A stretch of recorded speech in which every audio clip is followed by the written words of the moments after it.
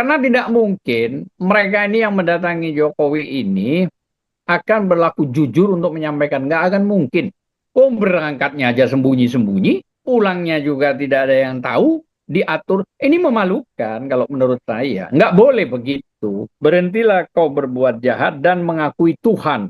Artinya, artinya Nabi Musa alaihissalam itu untuk kepentingan rakyat, untuk kepentingan akidah, untuk kepentingan Allah. Lah kalau ini yang berangkat ke Solo kan untuk kepentingan pribadi. Akhirnya muncul yang namanya SP3, akhirnya muncul RJ. Mudah-mudahan orang-orang yang melenceng ini mendapat hidayah dari Allah. Hanya itu doa saya. Dan termasuk juga para pemimpin yang jahat kepada rakyat, mudah-mudahan mendapat hidayah. Tapi kalau tidak, maka terus terang aja secara pribadi Allah yang akan menghukumnya. Karena saya takut teguran dari Allah secara keras gitu loh ya. Termasuk juga pernah kita menjelaskan bahwa pernah ada satu koper yang mau diberikan kepada kita tidak jelas siapa, jumlahnya berapa, katanya 60 atau berapa, bahkan Aka Ahmad Kozinuddin pernah menyatakan 100 M itu. Kalau soal pertemuan Solo kan secara spesifik saya tidak tahu ya, karena itu menyangkut kerahasiaan. Makanya kan harusnya datang itu jangan sembunyi-sembunyi gitu loh. Harusnya datang itu berani untuk jumpa pers ya, berani juga untuk prokes, berani juga di depan pintu Joko Widodo sebagai presiden ketujuh. Kenapa? Supaya tidak ada sakwasangka. Nah, kami ini terus terang aja di Sekjen TPUA yang sudah sekarang diberhentikan ya, dengan tidak jelas juga cara pemberhentiannya sepihak gitu ya. Itu termasuk juga Rizal Fadila, Bang Rizal, termasuk juga Kurnia, termasuk Rustam, termasuk Ismar juga ya. Itu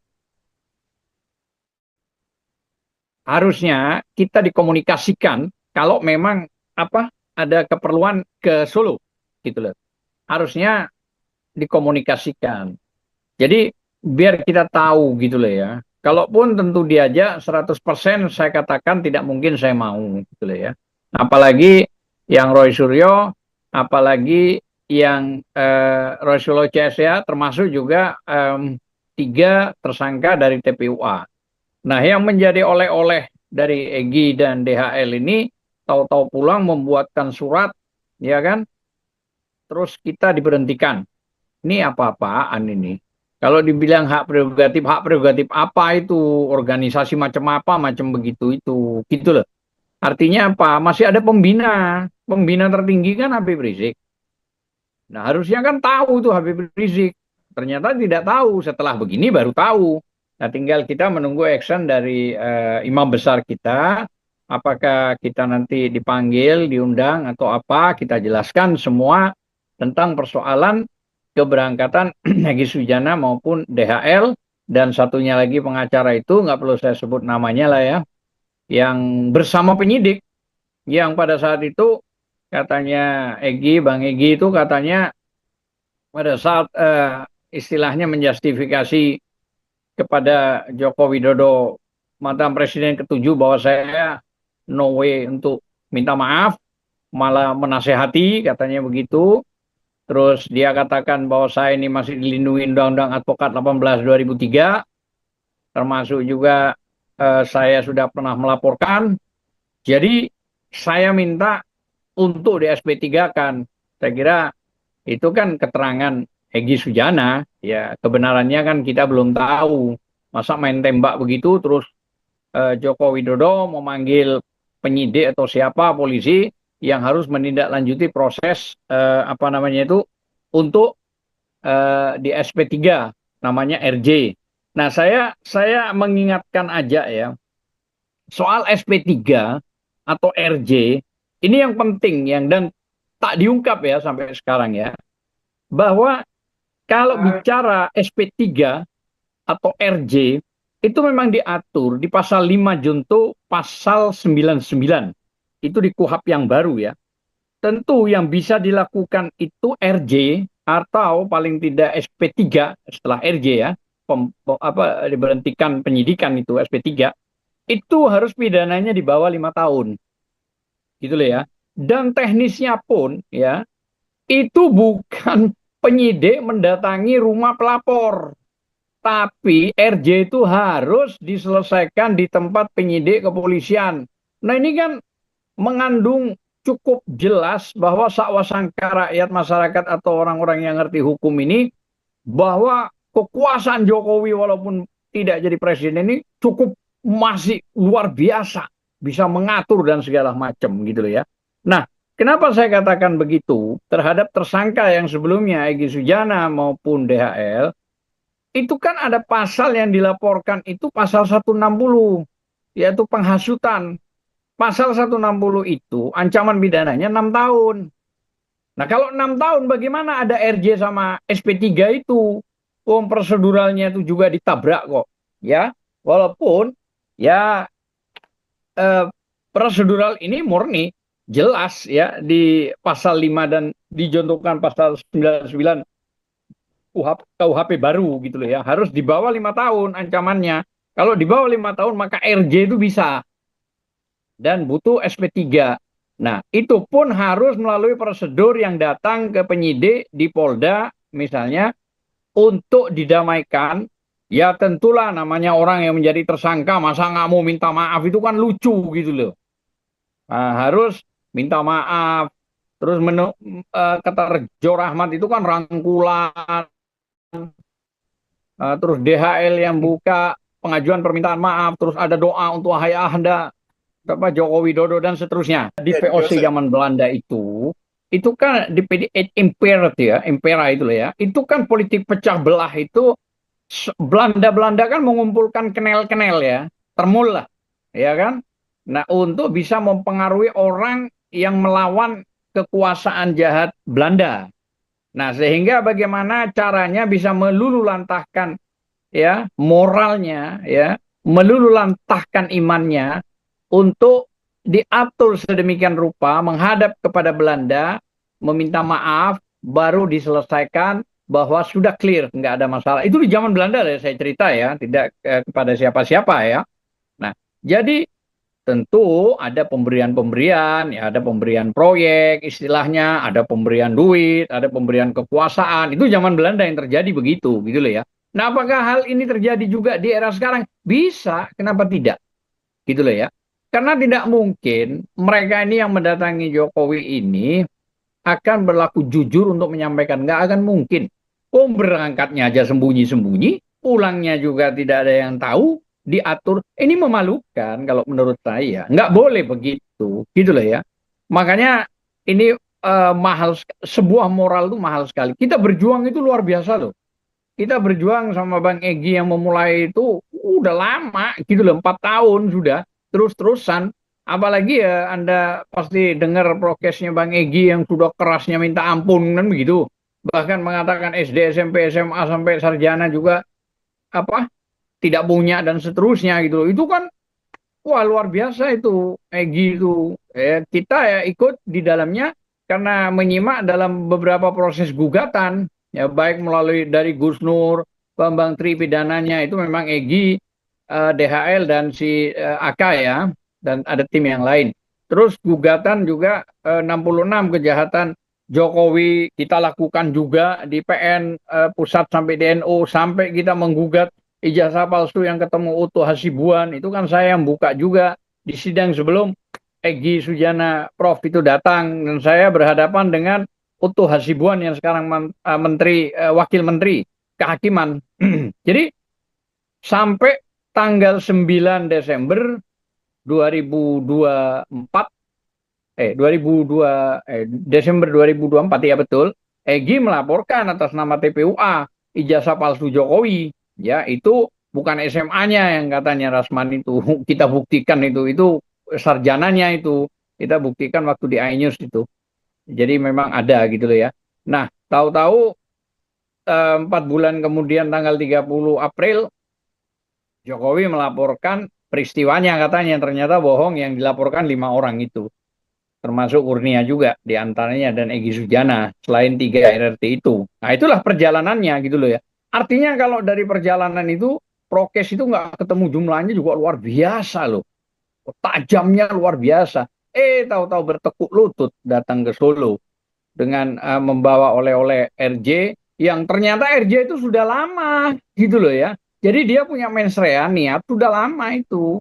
Artinya sudah hampir 1 bulan itu dilakukan. Berarti kan memang ada deal, berarti ada komunikasi. Kira-kira kan begitu. Sampai berangkat ke Solo gitu loh ya. Masa iya dua penyidik itu ikut ke situ ya, permintaannya pengacaranya Egy Sujana, tapi Egy Sujana terkejut katanya nggak tahu. Aduh, aneh-aneh aja nih. Nah itu jadi itu menjadi problem moral yang memang harus di apa namanya diakui dan itu harus benar-benar jujur sejujur-jujurnya gitu loh ya. Nah jadi selain daripada itu saya tambahkan bahwa kami ini kan aneh gitu loh ya. Kejaksaan apa Polda ini aneh, tidak menyempurnakan gitu loh ya. Memaksa-maksakan berkas ini diberangkatkan ke Kejaksaan Tinggi ya. Kalau Polda ke Kejaksaan Tinggi ya, Mabes ke Jaksa Agung ya, Kejaksaan Agung tentang berkas RRT. Lah ingat loh, kita ini sudah mengajukan ahli sejak bulan 7 loh. Baru yang kemarin juga bulan 11 kita ajukan lagi ya bersama Ahmad Kozinudin.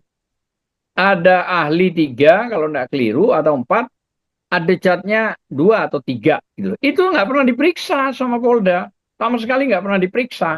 Nah itu kan aneh juga. Terus kita mengajukan juga secara independen ijazah kepada Polda untuk diajukan ke BRIN sama UI. Itu juga tidak boleh. Padahal itu ada dasarnya loh ya. Dasarnya pasal 65 KUHAP loh.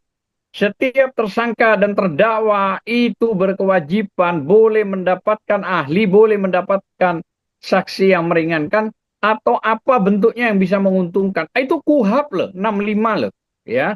Jadi ini nggak boleh juga Polda artinya menyampingkan kepentingan ini kan berarti memang asas equality before the law itu diinjek. Sudah tidak ada keseimbangan hukum dalam konteks ini.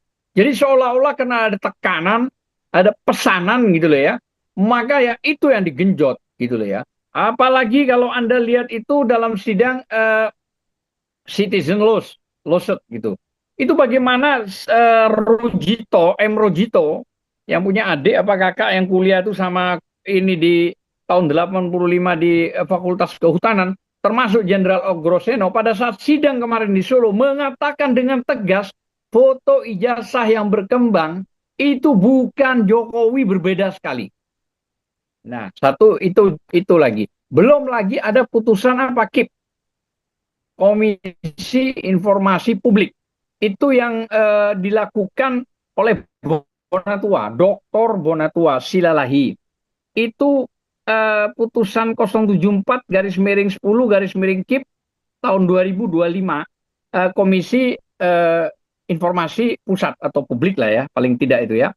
Dengan tergugatnya adalah KPU, penggugatnya Dr. Bonatua ya. Jadi itu soal masalah penyelesaian sengketa informasi publik gitu loh ya. Itu yang diajukan tuh ada 9. Nah ini kan saya pertegas gitu ya. Ada 9 itu yang diajukan ada nomor kertas ijazah salah satunya. Yang kedua ada nomor ijazah. Yang ketiga ada NIM. Yang keempat ada tanggal lahir. Yang kelima tempat lahir.